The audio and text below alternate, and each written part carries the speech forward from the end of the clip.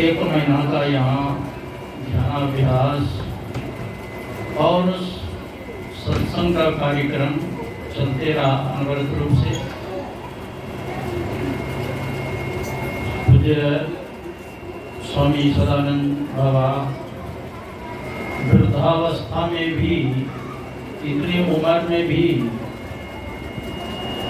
आप लोगों को प्रति वर्ष ध्यानाभ्यास और सत्संग का कार्यक्रम रख करके आप लोगों को ज्ञान उपदेश श्रवण कराते हैं।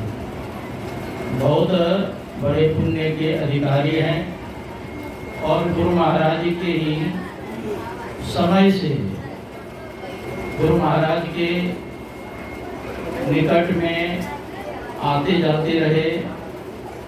देखो इतने पुराने महात्मा है ना, गुरु महाराज का जो भी संगति के हैं उनका संस्कार कुछ न कुछ अवश्य। जो पुराने होते हैं वो नियम के साथ सत्संग और ध्यान करते हैं, और जो ध्यान सत्संग करते हैं ना उसको किसी चीज का कमी नहीं रहता।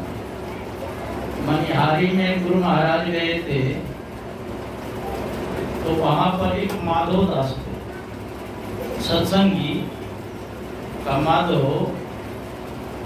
ध्यान सत्संग करते हो का गुरु महाराज जितना करना चाहिए उतना नहीं कर पाता, क्योंकि बाजार में मैं नमक बेचता हूँ, छया गुड़ बेचता हूँ। छया गुड़ समझते हैं ना, पतला पतला नारायणपुर से लाता हूँ और उसको बेचता हूँ। उससे जो इनकम होता है उसी से परिवार का भरण पोषण करता।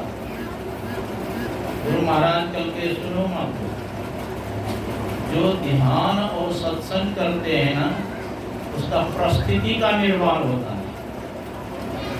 समझ गया?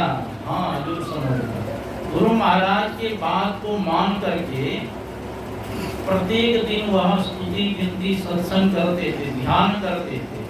उस समय अगर ग्राहक भी आ जाते तो किसी कुछ नहीं देता, ध्यान सत्संग करने के बाद नहीं देते। गुरु महाराज की कृपा हुई कि जो छया गुड़ बेचने वाले हैं और नमक बेचते थे, अब धीरे धीरे इतना वृद्धि होने लग गया उसके संपत्ति में कि कई बीघा जमीन खरीद लिए, मकान बना लिए। भाई में जब बंटवारा करने लगे संपत्ति का, बोला 53 किलो चांदी का सिक्का हिस्सा। तो जो सत्संग ध्यान करते हैं उसको किसी चीज का कमी नहीं रहता है, क्योंकि भगवान कृष्ण गीता में करी कृपा किए कि जो मेरा भजन ध्यान करते हैं उसका योगक्षेम का भार में शिव लेता। गुरु महाराज भी प्रवचन में करें कृपा किए कि जब 1 रुपया में 1 चावल भी देगा, जैसी महंगाई बढ़ रहा है हो सकता है कभी 1 रुपये में 1 चावल भी तो पर भी मेरे भक्त भूखे नहीं रहे। बोलिए श्री सद्गुरु महाराज की जय। तो पर भी मेरे भक्त भूखे नहीं। तो प्रत्येक को चाहिए कि सत्संग ध्यान करते रहना। अभी हम लोग कहते हैं कि महाराज सत्संग ध्यान करने का समय ही नहीं मिलता। देखिए द्वापर युग में महाभारत युद्ध हुआ था और दिन भर युद्ध करते थे, रात में बैठ करके ध्यान करते। एक बार भीष्म पितामह ने प्रतिज्ञा किया दुर्योधन के उस्माने पर। दुर्योधन ने कहा दादाजी युद्ध तो करते हो लेकिन आप मन से युद्ध नहीं करते। भीष्म पितामह ने कहा अरे दुर्योधन मैं 10,000 महारथी को रोज मारता हूँ, तब मैं अपने रथ का पिया पीछे करूँ। दुर्योधन ने कहा, दादाजी और को मारने से क्या लाभ, सिर्फ 5 पांडव को समाप्त कर दिया और किसी को मारने की आवश्यकता नहीं। तो जोश में आकर के भीष्म पितामह ने प्रतिज्ञा कर, कल 5 पांडव में समाप्त कर। भीष्म पितामह के प्रतिज्ञा साधारण, हाँ, अब तो कौरवों के दल में खुशी छा गई, अब तो गए पांडव, अब पांडव के दल में विषाद छा गए। भगवान कृष्ण को पता चला, गए अर्जुन के पास। अर्जुन तो सोया है, भीष्म पितामह का प्रतिज्ञा सुना, कल 5 पांडव को समाप्त कर देंगे, उन्होंने प्रतिज्ञा किया। अर्जुन ने कहा, प्रभु दिन भर मैं युद्ध किया, शरीर थका मंदा, मैं अपने जीवन के भाग को आपके हाथ में रख दिया, क्या करना है नहीं करना आप जानो। भगवान कृष्ण वहां से आते हैं द्रौपदी के पास। कहा, द्रौपदी तूने सुना भीष्म पितामह ने प्रतिज्ञा क्या, कल 5 पांडव को समाप्त कर दिया, क्या तू जीना चाहती है? कहा, जब हमारे पति ही नहीं रहेंगे तो मैं जी कर क्या करूँ, आप चिता रच दीजिए, उसी में मैं जल करके भस्म हो जाऊं। चलो जलना तो है ही, थोड़ा सा तीर्थाटन कर। द्रौपदी को साथ में लेकर के भारत रात्रि कहा गए भीष्म पितामह के शिविर, और भगवान कृष्ण ने कहा, जाओ दादा को प्रणाम करो। भीष्म पितामह दादा करते हैं। द्रौपदी कहती है, जिसने हमारे पति को मारने के लिए प्रतिज्ञा किया है, आप कहते हैं उनको प्रणाम करने के। भगवान कृष्ण ने कहा, मेरी आज्ञा है, जाओ प्रणाम करो। खुद ही बाहर खड़े रहे, भीतर भेजा पंचाली को, यतिवर बाबा के चरणों में अपना मस्तक धरो। अर्धरात्रि की बेला में भी भीषम की लगी समाधि थी, मन प्रभु चरणों में लीन हुआ, उस जगह में कोई व्याधि थी। कृष्णा ने जाकर चरणों पर सर रखा। बाबा भीषम एकदम चौंके, देखा एक सधवा नारी है, चरणों पर शीश झुकाती है और उसकी तन की रंगी साड़ी सधवापन का दर्शाती। आशीर्वाद मुख से निकला, सौभाग्यवती भव बेटी, तेरे हाथों से मेहंदी का रंग न छूटे बेटी, सौभाग्य तुम्हारा अचल हो, सिंदूर से मांग न खाली हो, वर देता हो मैं यह बेटी तू वीर कुमारी वाली हो। कृष्णा ने सुनकर तुरंत कहा, कृष्णा मतलब द्रौपदी, कृष्णा ने सुनकर तुरंत कहा, बाबा यह क्या बतलाते हो, कल और आज कुछ और कहा, तुम सत्यवर्ती कहलाते हो। मेरे 5 पतियों में से यदि एक भी मारा जाएगा, आशीर्वाद बाबा क्या तेरा झूठ नहीं कहलाएगा? हाथों का मेहंदी रहने दो, साड़ी का रंग उड़ावो ना, और सिंदूर जो मेरी मौत का है कौनों से उसे मिटाओ। अब आया हौस पितामह को, हाथों से माला छूट गई, अब प्रभु चरणों में लगी हुई चित्तचोर समाधि को बोले, बेटी इन प्रश्नों का उत्तर मैं पीछे ही दे पाऊंगा, तेरे स्वभाव का निर्णय मैं पीछे ही कर पाऊंगा। एक बात खटकती है दिल में, हैरान हो जिसने कर डाला, बतलाओ बेटी वह कहाँ छिपा है इस जगह तुझे लाने वाला? बूढ़ा होने को आया है पर अब भी नहीं गई चोरी। अरे बचपन में तो मिश्री माखन क्या क्या चोरी किया, अब बुढ़ापे में तो कम से कम छोड़ दे। बूढ़े होने को आया है पर अब भी नहीं गई चोरी। नित नई नीतियां चलती है, तुमसे चोरी मुझसे चोरी। पुत्री तूने मेरे कुल को इतना पवित्र कर डाला, पहरा तेरा देता होगा जो विश्व रचाने वाला। उठकर देखा बाबा ने, बिहोरी का दृश्य निराला है, अब पीतांबर का घूंघट डाले खड़ा कोसरी वाला। चरणों से जाकर लिपट गए, छलिया छलने को आया है, अब भक्तों की रक्षा करने को दासी का भेष बनाया। बोलिए श्री सद्गुरु महाराज की। कहते हैं द्रौपदी की जूता था पीताम्बर के कोने में और उर्मे करुणा का भार ले लगे पीताम्बर रोने में। हे दुर्वसुता मेरी बेटी, जाओ विजय तुम्हारी है, अब पतियों का पालनो पाका होगा जब रक्षक कृष्ण मारिए। जाके राके साइया मार सके न कोई, बालन बाका कर सके जो जगवेरी। जिसका रक्षा करने वाली परमात्मा है उसका कोई भक्षक हो सकती है। मेरा कहने का मतलब है कि 12 बजे रात्रि में भीष्म पितामह बैठकर ध्यान करते। हाँ, स्वयं भगवान कृष्ण ध्यान करते थे। भागवत में लिखा है ब्रह्मे मुहूर्ते उत्थायो वायु पस्पृश्य माधव दध्यो प्रसन्न करना आत्मानम तम सर्व। भगवान कृष्ण प्रतिदिन ब्रह्म मुहूर्त में उठ करके ध्यान करते थे अपने आत्म स्वरूप का। उसका रोम रोम आनंद से खिल उठता था। जो तीनों लोगों के मालिक है, हाँ, वो भी ध्यान करते थे। गुरु महाराज महर्षि संजीवी ब्रह्मानंद जी महाराज से कि देखो हमको 3 बजे ब्रह्म मुहूर्त में रोज उठा देंगे। अब गुरु महाराज को उठाने के लिए 3 बजे जाते थे तो गुरु महाराज पहले कहते थे संजीवी जी जाओ ध्यान करो। कई महीना तक पूज्य बाबा गए गुरु महाराज को उठाने के लिए। गुरु महाराज को क्या उठाएंगे, गुरु महाराज को पहले से ध्यान करते थे। इसलिए कहा कि हमको उठाने आएंगे तो बैठ के ध्यान करेंगे, है नहीं? गुरु महाराज ध्यान करते थे। हम लोगों साधकों को निर्देश दे करके गए। गुरु महाराज कहीं कृपा किए कि देखो जिनको ध्यान करने का शौक है वह रात में जग करके ध्यान करें, आलस सतावे सो जाए फिर उठ करके ध्यान।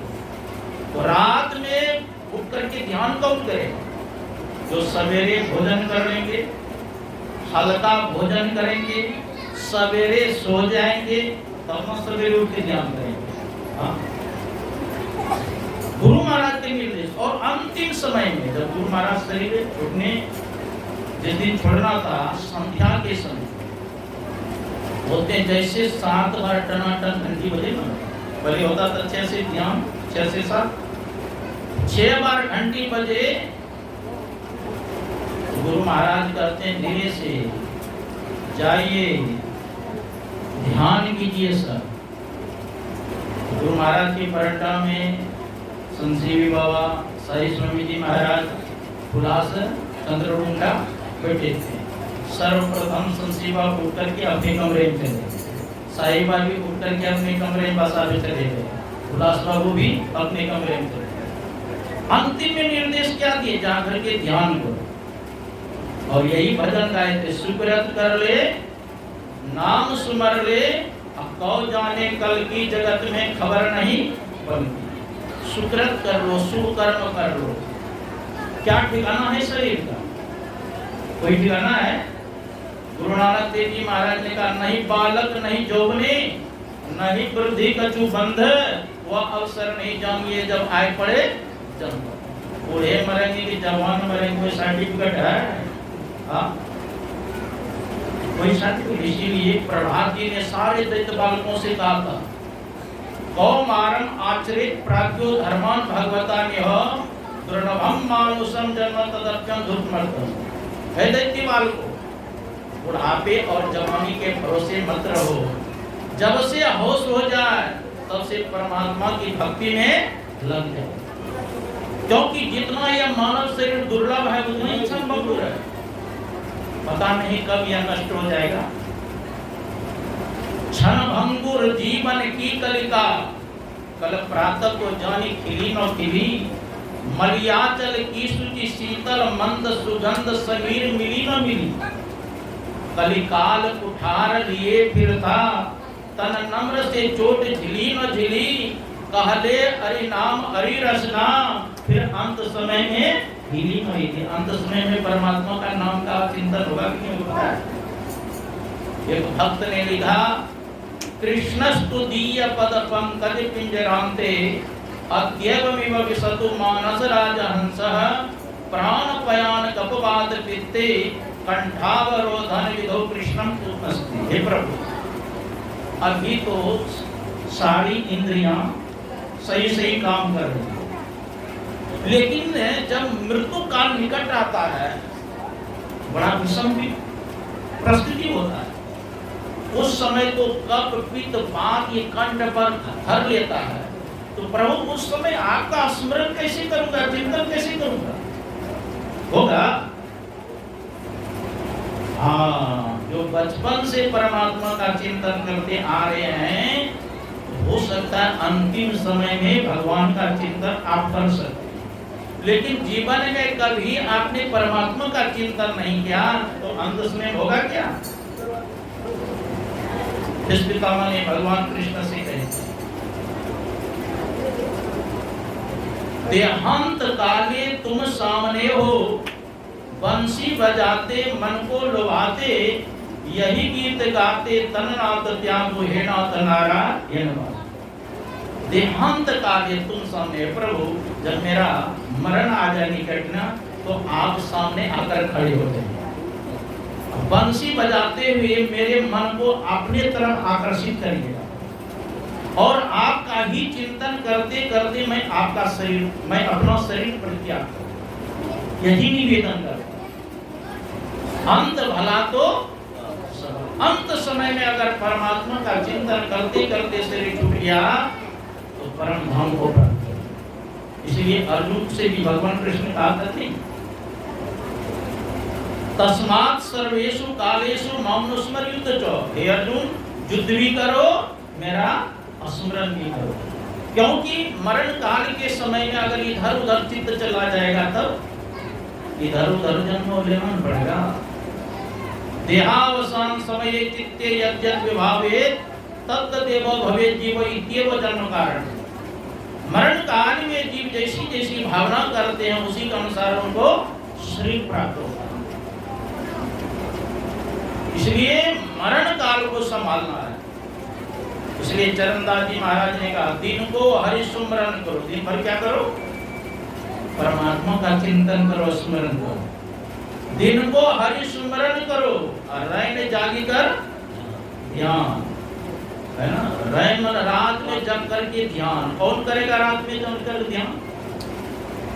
भूख राखी भोजन करो तजी सोवन गोपान। जो भूख रख करके भोजन करेंगे, था 20 रोटियां भैया जब जाते थे बहन के पास, कहते थे 20 रोटियां भैया आ गया, 20 रोटियां भैया। कहते नहीं पाना, आजकल भूख कुछ मर गया है। तो कहा कितने रोटी खाते हैं? कहा 2 बार 10-10, 1 बार 5 और 1 कढ़ाइया दाल खेलो एक में हो। इतना खाएंगे तो वजन बनेगा। तो कहते हैं भूख राखी भोजन करो तजी सोवन को। 4 पहर नहीं जगी सके आधी रात सो। अगर पूरी रात नहीं जग सकते थे, आधी रात में जगो। ध्यान करो, जप ही करो, भजन करन को ला। जाओ नहीं श्रद्धा 2 पहर, तो पिछले पहरे के अगर आधी रात में नहीं जग सकते हो तो ब्रह्म मुहूर्त में 3 बजे करके ध्यान करो। पिछले पहरे चेत उठ बैठो, रटना रटो, प्रभु से लाभ हो। और जागे ना पिछले पहर, अगर ब्रह्म मुहूर्त में जग करके नहीं ध्यान करता है तब जागे ना पिछले पहर, करे ना गुरु मत जाग, मुंह फाड़े सोवत रहे ताको लागे पाप लगता। गुरु नानक देव जी महाराज के 2 शिष्य थे, एक बाला एक मर्दाना। तो मर्दाना कहते हैं गुरु नानक देव जी महाराज से कि गुरुदेव आपके साथ में शहर में बहुत घूमा, अब हमारी इच्छा होती है जंगल घूमने की। ठीक है, जंगल घुमाओ। जब जाने लग गए मर्दाना तो गुरु नानक देव जी महाराज कहते सुनो, जब विपत्ति में पड़ जाना तो मेरा स्मरण कर लेना। ठीक है गुरुदेव।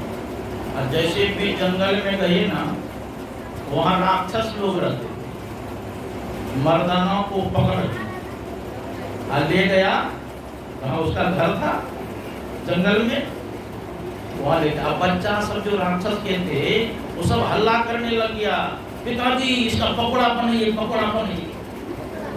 आप पकौड़ा ऐसे ही बनेगा, उसके लिए कुछ करना पड़ेगा। तो राक्षस के पास में व्यवस्था था, चूल्हा था, एक बहुत बड़ा कढ़ाई थे, और उस कढ़ाई में करीब तेल डाल, नीचे से आंच दिया। जब खोलने लग गया तेल तो मर्दाना को पकड़ के ले गया चूल्हा के पास, और खोल रहा था तेल। मर्दाना ने देख रहा कि अरे खोल रहा है, इसी में डालेगा, सही में मेरा शरीर पकड़ा बन जाए। अब पकड़ करके सोचा कैसे डालेंगे, तो मुड़ा बगल से, जैसे डालने लगे मुड़ा बगल से, उनको याद आ गया गुरु जी का, गुरुदेव बचाइए, गुरुदेव बचाइए, गुरुदेव बचाइए। लेकिन राक्षस मरने पड़ा है, कढ़ाई में उसके शरीर को डाल दिया। जैसे डाला कि वो तेल पूरा ठंडा हो गया बर्फ के साथ। बोलिए श्री सद्गुरु महाराज। राक्षस ने पूछा, अरे किसका नाम लिया? लगता है तुम्हारे गुरु पहुंचे हुए हैं, जल्दी से भागो, थोड़ा तो जान बचा के। तो विपत्ति काल में अगर पड़ जाते हैं साधक, तो गुरुदेव का नाम लेने से उसका संकट टल जाता है, संकट टल जाता है। इसलिए कहा दुख में सुमरन सब करे, सुख में करे न कोई, और जो सुख में सुमरन करे दुख काहे को। हाँ? एक श्याम दास थे, श्याम दास महात्मा, वो गए जंगल, तो जंगल गए ना, तो उधर से एक प्रेत आया मनुष्य वेश में। अरे जंगल में क्यों आया रात में? तो श्यामदास ने कहा क्या जंगल तो किसी सभी का है, परमात्मा का कोई आ सकते हैं। कहा चलो मेरा सरदार बैठे हैं जंगल में, जो है कुर्सी बैठा भूत का सरदार, जंगल में बैठा तो भूत का सरदार। तू पूछता है क्यों आया जंगल में? जंगल तो परमात्मा का है, कोई भी आ सकते हैं। आ सकते हैं सब, लेकिन जानते हो दिन में अधिकार रहता है मनुष्य का, रात में अधिकार भूत प्रेत का रहता है, राक्षस का अधिकार रहता है। तो श्यामदास ने पूछा कि तुम भूत हो? कहा हाँ मैं भूत हूँ। भूत हो तो ये पंडाल क्यों लगाया है, मरकरी क्यों जल रहा है? कहा कल हमारी बेटी की शादी है। अरे भूत को भी बेटी होती है? कहा हाँ भूत को भी बेटी है, हमको भी बेटी है, मेरी बेटी की शादी होगी कल। किससे शादी होगा? ये जंगल के बगल में एक सेठ जी का घर है, उसका बेटा बहुत शराब पिया है, शराब पीते पीते उसका आंत जल गया है, वो मरेगा कल, तब वो भूत योनि में आएगा, तब उसको पकड़ के लाएंगे, अपनी बेटी भूतनी से शादी करेंगे। तो ऐसी बात है। अब नहीं आइएगा जंगल। तो जिधर जाना था ना श्यामदास को, उधर नहीं गए, सीधे गए कहाँ? सेठ जी के घर। सेठ जी से पूछा कि आपका बेटा बीमार है? कल के हाँ बहुत शराब पिया है, डॉक्टर जवाब दे दिया है, हाँ तो जल गया है उसका, नहीं बचेगा। कहा उससे मैं मिलना चाहता हूँ। मिल लीजिए बाबा। गए श्यामदास, कहा अरे तू बहुत शराब पिया है? कहा हाँ बाबा। डॉक्टर जवाब दे दिया, हाँ तो जल गया है। कहा जानते हो तुम मर जाओगे कल? कहा बाबा क्या करेंगे? कहा मरोगे कहाँ जाओगे पता है? हमको कुछ पता नहीं। तो मरोगे तुम भूत जोनी में जाओगे, और तुम्हारे लिए शादी का व्यवस्था हो रहा है, पुत्री के साथ शादी। कहा मैं क्या करूं? कहा एक काम करो, मैं बताता हूँ मंत्र। किस मंत्र का तुम जप करो? उसको कान में मंत्र बता दिया, उस मंत्र का जप करने लगे। जब करते करते जो भूत ने बताया था ना समय, उसी समय उसका शरीर छूट गया।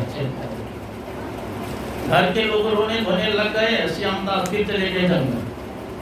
और जंगल गए न देखा पंडाल उजड़ गया है, मरकरी भी कूद गया है, जीरो पावर का टिम कर रहा है ना, बहुत छोटा। और कुर्सी पर बैठ करके सेठ भूत का सरदार जो था वो रो रहा है। तो श्यामदास ने पूछा ये पंडाल क्यों उजड़ गया, मरकरी क्यों कूद गई, तुम क्यों रो रहा है? कहा मैं महामूर्ख निकला, तुमको मैंने कल अपने मन की बात बता दिया। अब तू सेठ के लड़का के पास जाके क्या कान में कहा, मरा तो अवश्य लेकिन भूत योनि में नहीं गया। मतलब अंत समय में परमात्मा का नाम लेंगे तो भूत योनि नहीं जाएंगे। परमेश्वर की वासना अंत समय मन माही, तन छूटे हरि को मिले उपजय बिन से नहीं। अंत समय में भगवान का नाम लिया तो प्रेत योनि से बन गया। जिसको भूत योनि में जाना है तो कौन शराबी पी लिए, पहले से नंबर लगाया होगा वो। तो मनुष्य को शराब नहीं पीना चाहिए।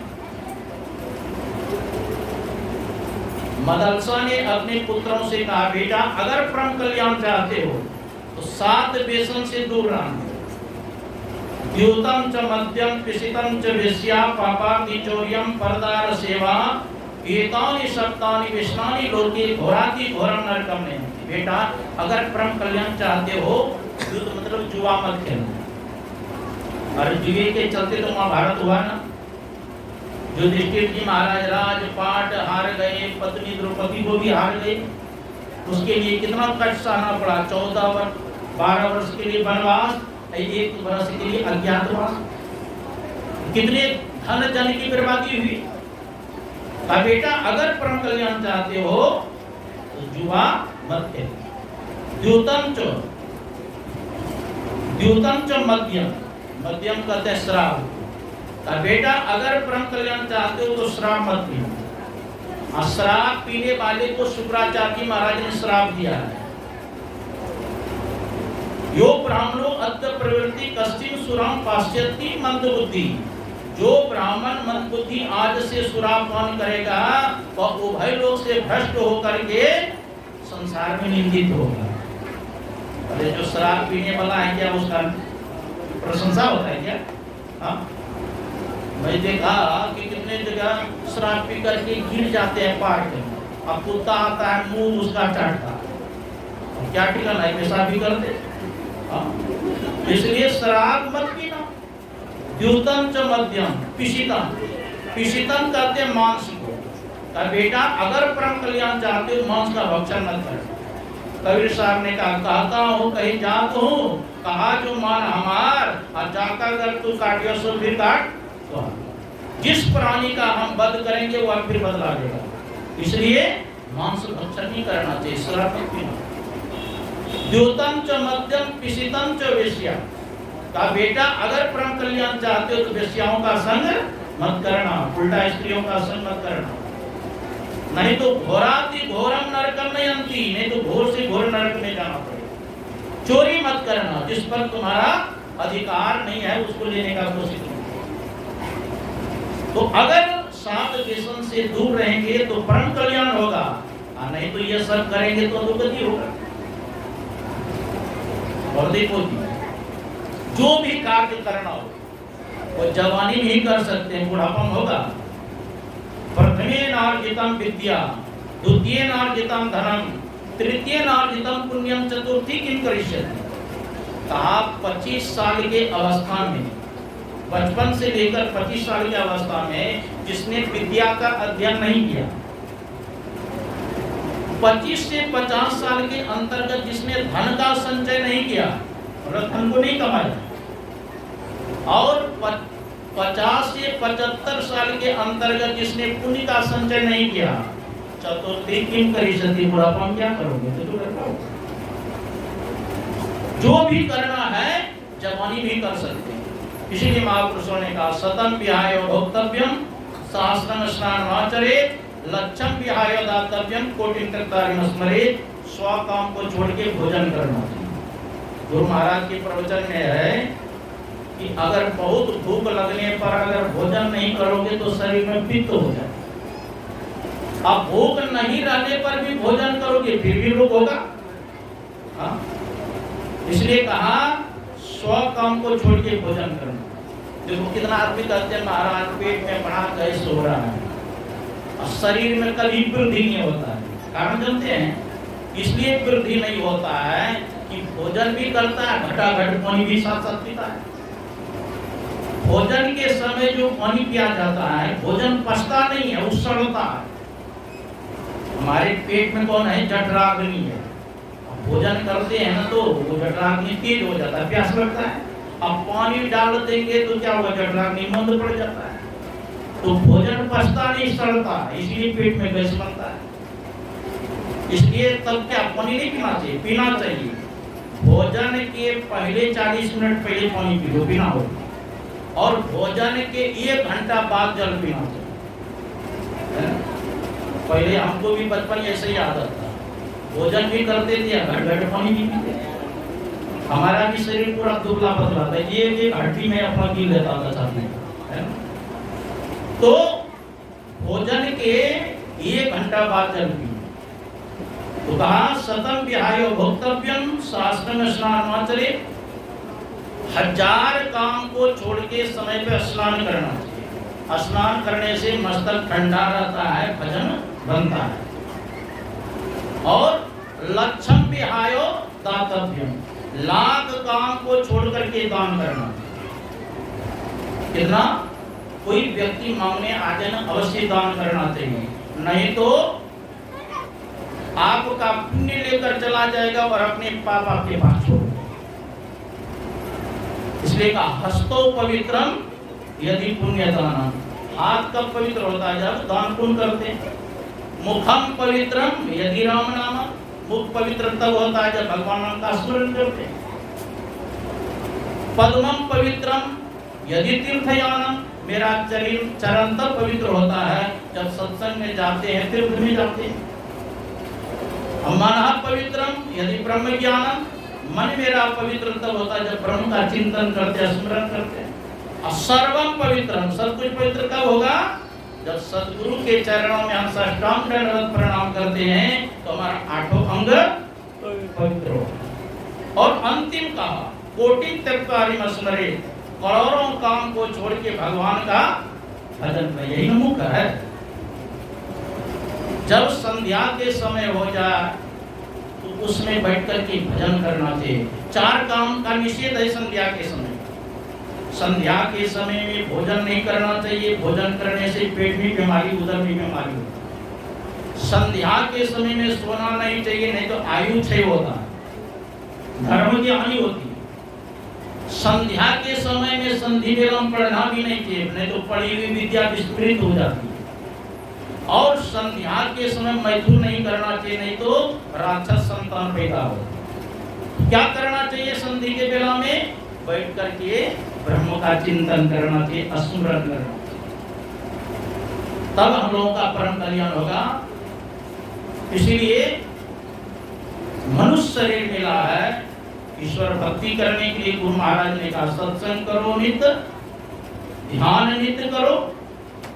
सत्संग नित्य और ध्यान नित्य रहिए, करत संलग्न हो। अब ये विचार चोरी नशा हिंसा छूट करना चाहिए। 5 पापों से हम लोग बचें। सत्संग करें, ध्यान करें, गुरु की सेवा करें। जो 1 महीना तक जो सत्संग और ध्यानाभ्यास का जो कार्यक्रम चला, यह बहुत बहुत पुण्य का काम किए। जो भी इस सत्संग में आयोजन में तन मन धन या वचन से इसमें जो सहयोग किए हैं, सबके सब पुण्य के अधिकारी हैं। मैं गुरु महाराज से प्रार्थना करता हूँ कि आप लोगों के मन में इसी प्रकार सत्संग के प्रति, ध्यान के प्रति, दान पुण्य के प्रति आपका आस्था लगे रहे, तो जिससे यह लोग परलोक सुख में होगा। बोलिए श्री सद्गुरु महाराज की।